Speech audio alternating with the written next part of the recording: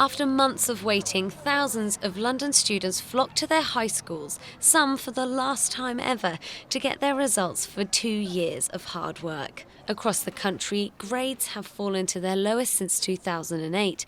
The proportion of A-star to C grades is down now by 2% on last year. The gender gap has also widened, with girls continually doing better than boys. This was something that was reflected in the results at Hampstead School. Yeah, unfortunately for us, it has been the case this year, and we found that our girls have done better than our boys. It's interesting, I've been working in London schools for about 3 decades. I remember the days when girls underachieved, and people used to speak about girls' underachievement, especially when I was a science teacher. Now girls are doing better, people talk about boys' underachievement, and it's interesting that we're always trying to seek that parity. But clearly we want to analyse that quite carefully and see if there is an underlying issue or indeed a trend. The success of London schools is an educational, global success story, and London schools outperform most schools in the country, in most areas in the country. And that's because of the real hard work that's been done on learning and teaching, a good deal of investment in schools over the last 15 years, from the year 2000 onwards, and that's made judicious spending well allocated, has made a huge difference. So to be fair, yes, there has been a massive improvement in London schools that are now the best performing in the country. But what if a student doesn't make the grade? Rob Thomas from Haringey Sixth Form Centre has some advice.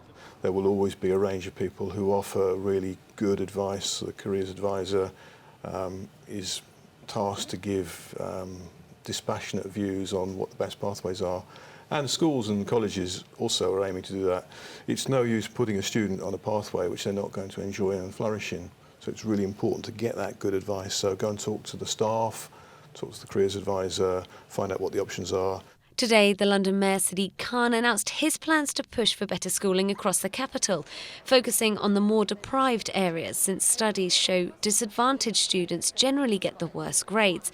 But this school in Hackney is bucking that trend, being ranked one of the best schools in the country. Really, really proud of our students and staff for all they've achieved. When you look at what was here before, and the results that people were achieving, we are just taking in the local students, we are just taking in the local community, but I think because of the way that the school operates, the high expectations we have from our students and all the support we give them to achieve, I think it just shows how if you give people the right opportunity and have the right expectation from them, they can achieve. Look at that face!